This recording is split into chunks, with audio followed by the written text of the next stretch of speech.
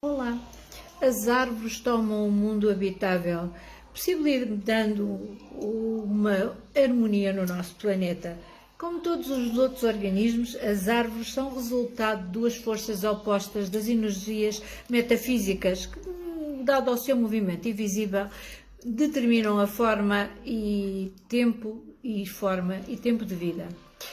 Os aspectos energéticos invisíveis são primários e a forma secundária, e neste sentido cada árvore é um caminho de energia que que transforma essas energias e que nos fazem respirar.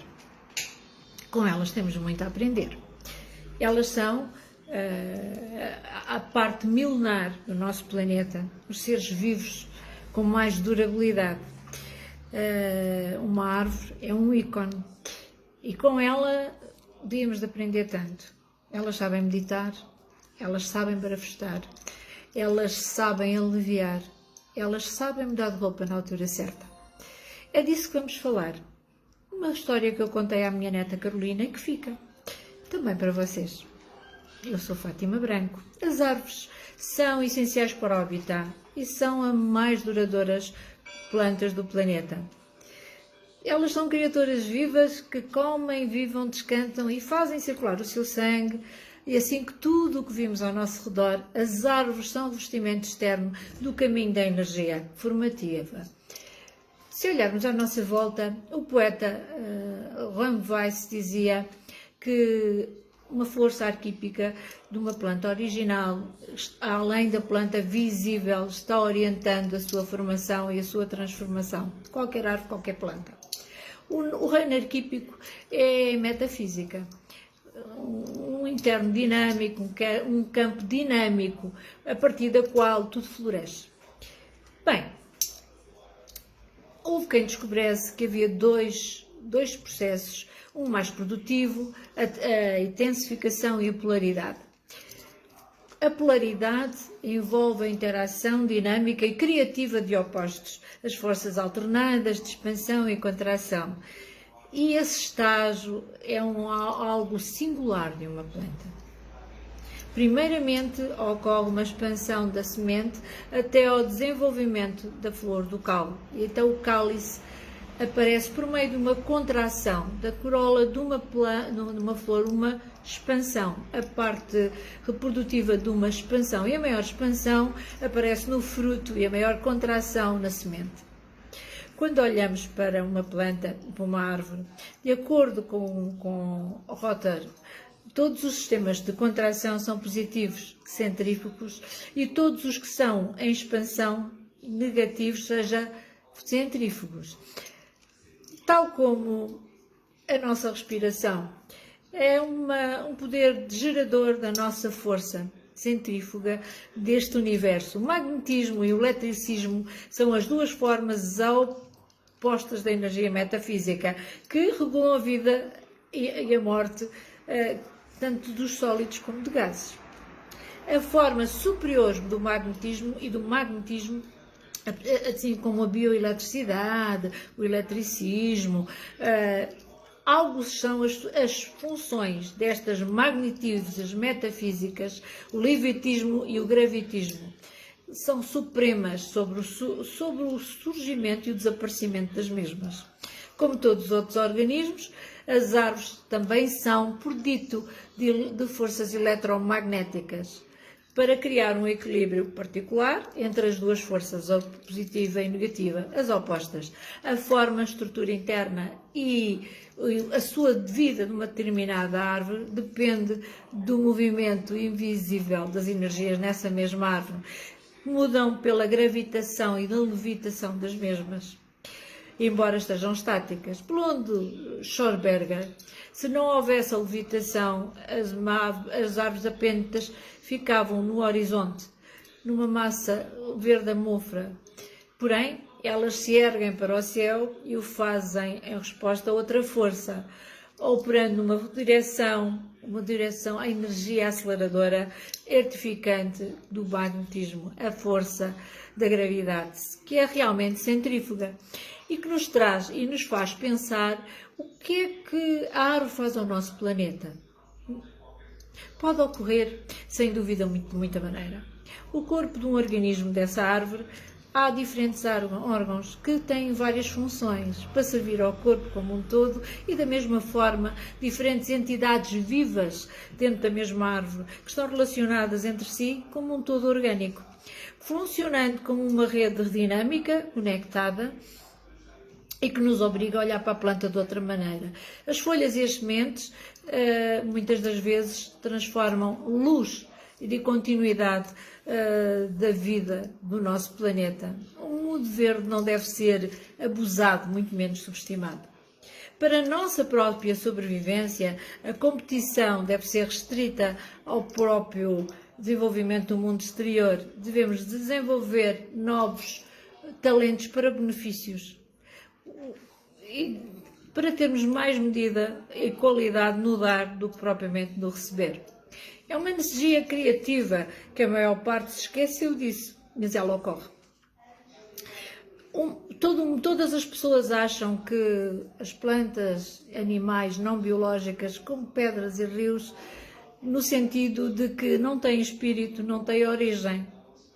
Já que a origem do que é material ou não material é uma consciência que se manifesta em toda a natureza. Nos sentidos internos de toda a vida vegetal, sintonizados. Quando uma árvore viva através dos seus sentidos internos, experimenta sensações, estímulos, muitas das pessoas não têm consciência disso. Tremores de terra, até movimentos de pequenas formigas no seu tronco, são experimentados pela consciência da árvore e a atividade cria-lhe uns síndromes elétricos que são reais, tal como nos nossos problemas de dia a dia na nossa vida.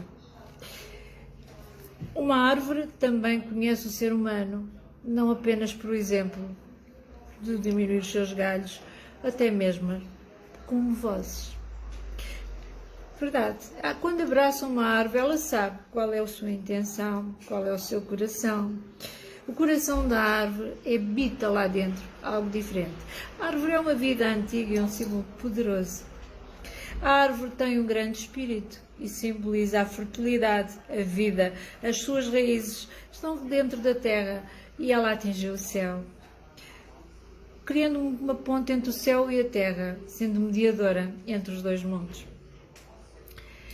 As árvores, com as suas raízes e galhos, fisicamente as suas partes ramificadas representam o nosso sistema nervoso e até mesmo a nossa ramificação da nossa mente.